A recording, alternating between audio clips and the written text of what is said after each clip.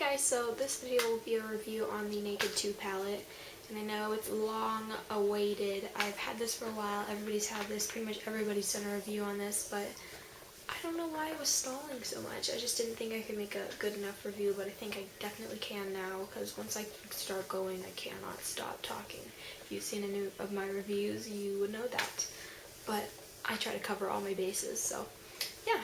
So basically, the Naked 2 palette looks like this, and it has a hard case on the front, not like the felt, velvet, whatever that was in the Naked one, which I like because it doesn't attract as much dirt. As you can see, this was pretty dirty. This looks very clean. It also snaps in, except I guess mine must be like messed up or something because only one side snaps, and I don't know what's wrong with it. Like it takes a, see, it pops back up, but they're supposed to clasp together anyway. So that's definitely better for travel because the Naked one would open just like randomly, like you just, there's just a little magnet, but I feel like this is a lot more secure. When you open it, you can definitely see that it goes from light to dark once again, but the colors all look very neutral and all look very nice, but once you're actually using them, honestly, I don't find myself using this as much as the Naked one. So before I start talking about the colors too much, I want to go into the mirror. I really like this because it's a large mirror, whereas the first one, it was only this side. I feel like that helps, again, if you're traveling because you don't need to bring a bunch of mirrors. You can just do your makeup all in this mirror. I said this with the Naked 1 palette as well, but I think that these colors are kind of subdivided. Like, yes, it's all one palette, but I think there's kind of subdivisions going on. Like, you can see the kind of highlight skin tone colors right here. There's the kind of bronzy gold colors, even though that doesn't look very bronze in the camera, it does in real life. I guess this one just kind of by itself, but then you have the grays and silvers, the really dark smoky colors down here. So first I'm going to start talking about the highlight colors in the palette. The two highlight colors are Foxy and Booty Call. Foxy is more for the yellow tone skin tone, and Booty Call is more of a peach pink undertone kind of skin tone. So here is Foxy, here is Booty Call. They look very similar. So here they are swatched, and you can see they're kind of flaky. They're a little more fallout than I'd like. The next color I want to talk about is Half Baked, and you might remember this color from the original Naked palette.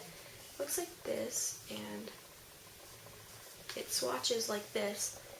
But honestly, this looks so much different from the Naked 1. I don't know if it's just me, but the Naked 1 color looks like this, and these don't even look similar at all. So I don't know. See, these are not the same color. So I don't know what happened with that, but it's definitely interesting. But regardless, Half Baked, the quality is really nice. It's really buttery, not a lot of fallout. It slides on in a very metallic finish, and it looks amazing. Now the next color is one of my favorites in this palette, just because it's so wearable. It's called Chopper. It's kind of a darky brown bronze color that you can work into almost any look. It almost has a little bit of taupe in it too. And this one, the quality of the shadow is amazing as well.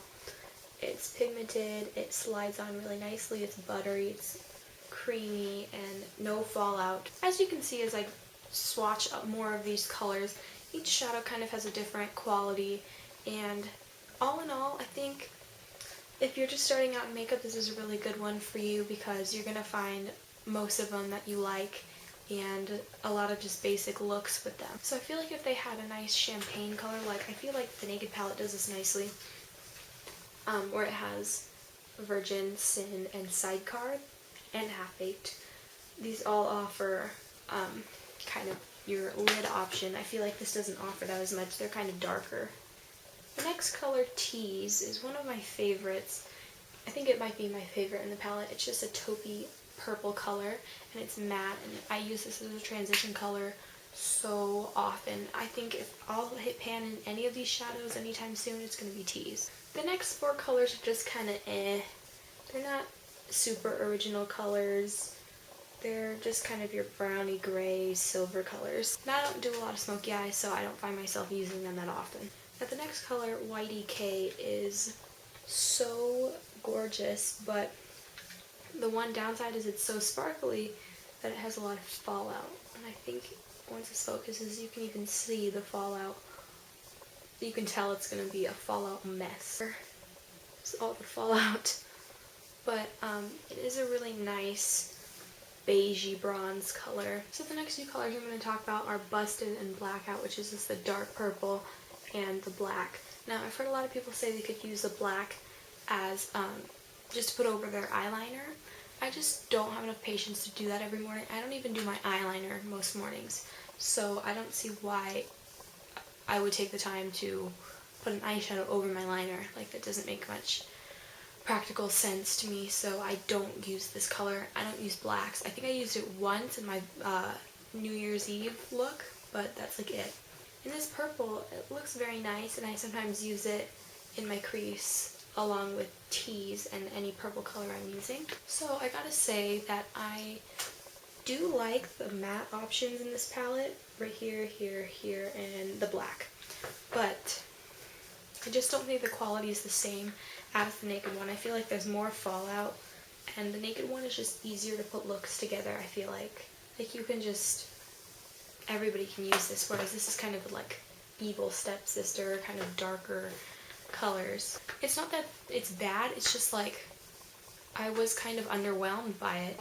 If you had to choose between the 1 and 2, I would definitely go with the 1, and I know a lot of people on YouTube agree with that.